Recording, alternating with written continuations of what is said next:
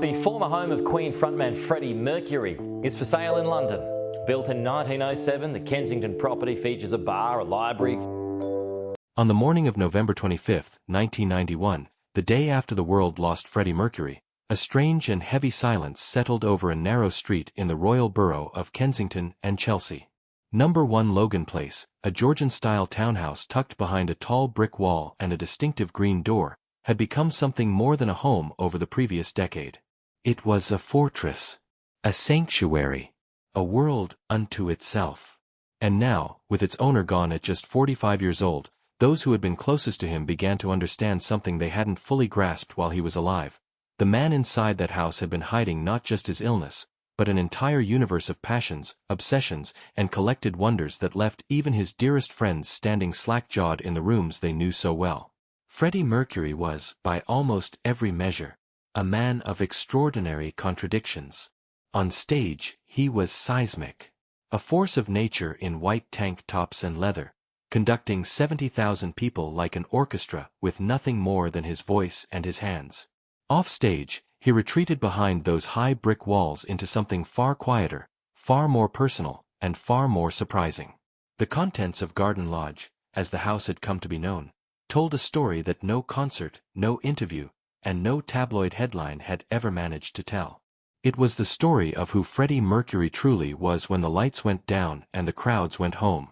Freddie purchased Garden Lodge in 1980, at the very peak of Queen's commercial dominance. The band had just delivered some of the most ambitious rock records in history, and the royalties were flowing freely.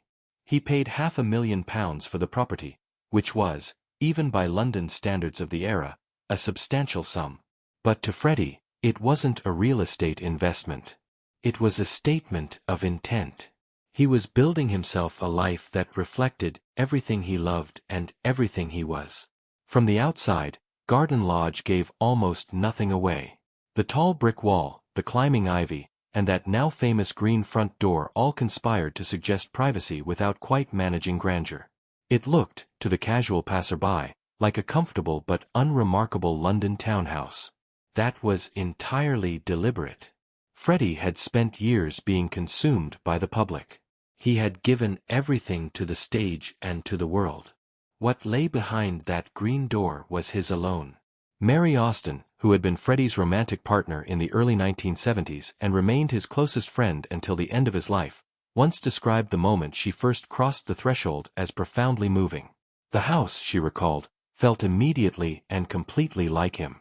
Not the flamboyant stage persona, not the rock god in sequins, but the real man she had known since he was a broke 24-year-old selling vintage clothes at a Kensington market stall. The warmth was palpable. The color was overwhelming. And the sheer density of objects, art, and carefully curated beauty was unlike anything she had encountered in any other home. Freddie didn't just live in Garden Lodge. He composed it, the way he composed music, layering detail upon detail until the whole became something greater than the sum of its parts. Walk through the green door and the first thing that struck visitors was color. Freddie had chosen saffron yellow for the entrance hall walls, a shade that was bold, unapologetic, and instantly warm. It wasn't a color chosen by an interior designer trying to impress guests at a dinner party. It was the color of a man who trusted his instincts completely and had no patience for the muted and the conventional. But it was what adorned those walls that truly left people breathless. Freddie Mercury was, above all things, a collector. And his collection at Garden Lodge was, by any serious artistic measure, extraordinary.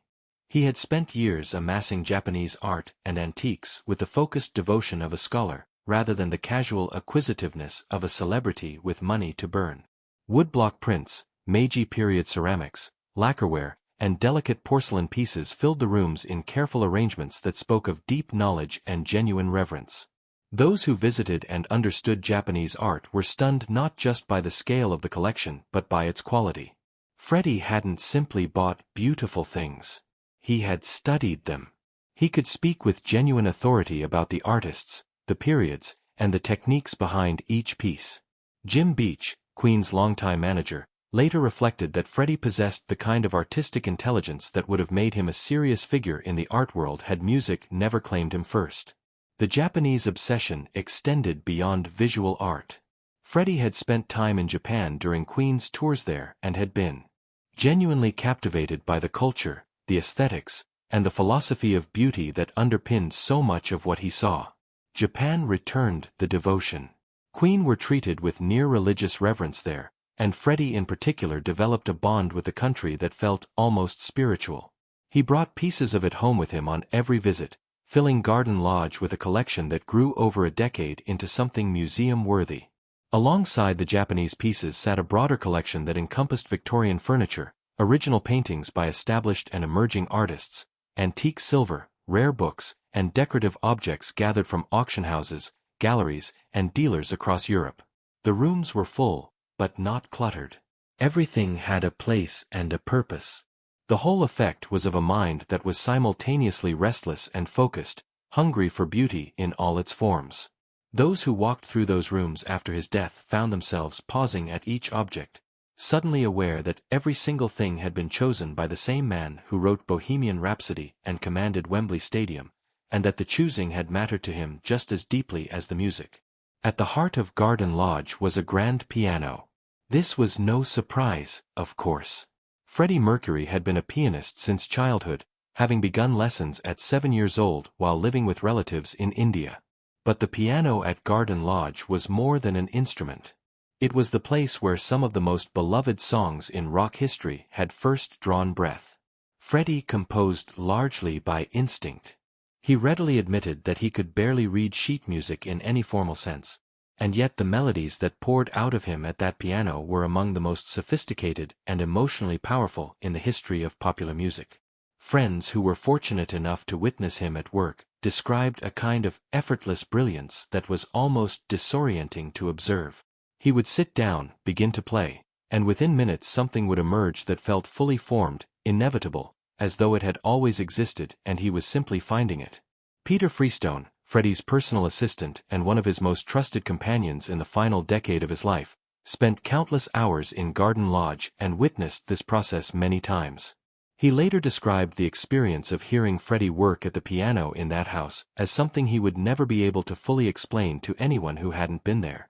The music didn't seem to be created so much as discovered, pulled from the air by a man who had a connection to melody that operated on a level beyond technique or training. After Freddie's death, when those who cared for his estate moved through the house, the piano carried its own particular weight. It sat in the room as it always had, keys still slightly worn in the places where his hands had rested most often. For those who knew what had happened at that instrument, what songs had begun there, the silence around it was almost unbearable.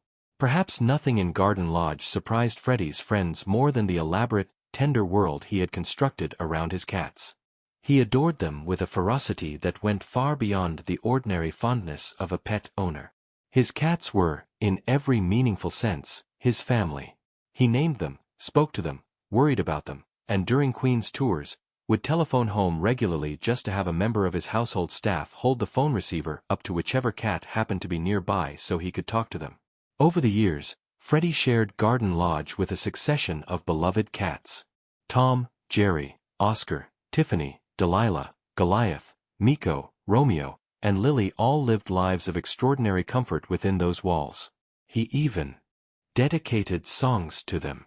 Delilah, recorded for the 1991 album Innuendo and released in the final year of his life, was a sincere and unembarrassed love letter to a tortoiseshell cat who had claimed his heart entirely. The song, sung with complete conviction by a man who was quietly dying as he recorded it, says everything there is to say about Freddie's capacity for devotion. When friends and those managing the estate moved through Garden Lodge after his death, they found the spaces where the cats had lived their pampered lives still in place.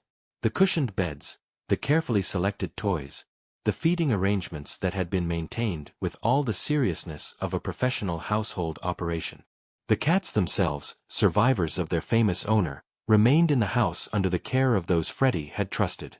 To walk through those rooms and understand the scale of love he had poured into these animals was, for many who had known him, one of the most unexpectedly moving aspects of what Garden Lodge contained. It said something essential about Freddie Mercury. For all the excess and all the wildness of his public life, at the core of him was a man of profound and uncomplicated tenderness. The parties might have been legendary for their chaos. The stage performances might have bordered on the divine.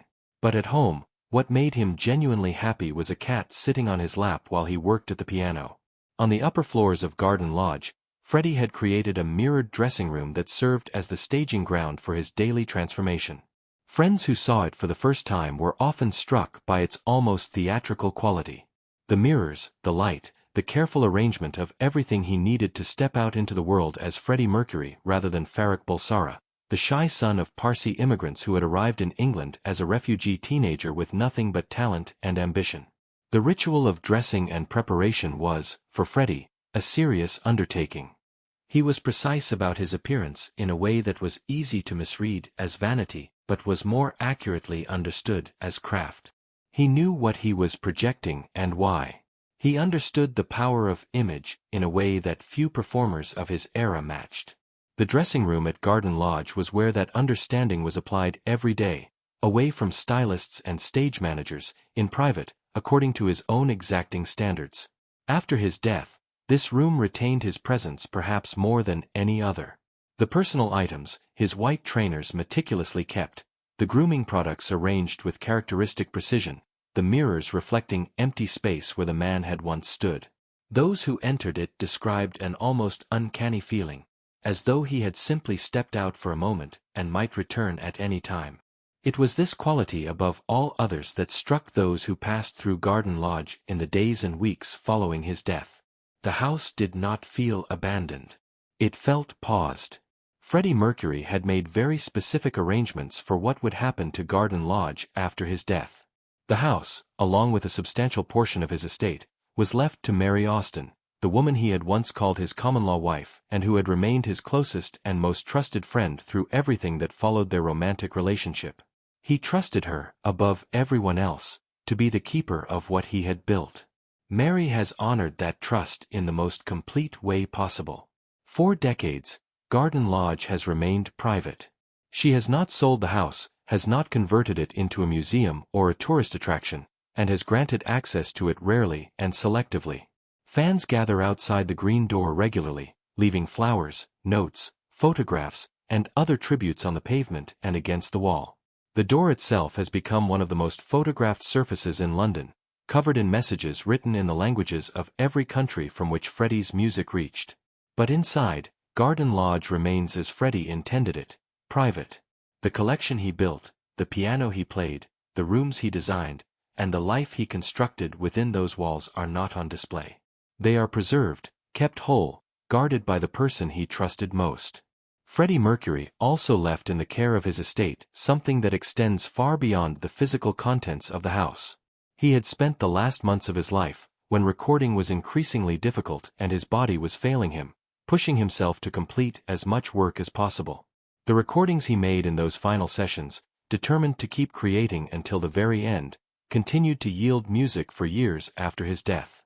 Tracks released posthumously, vocals completed with the help of his bandmates, songs that he had begun but not finished, all of it spoke to a man who understood that his time was short and refused to waste a minute of it.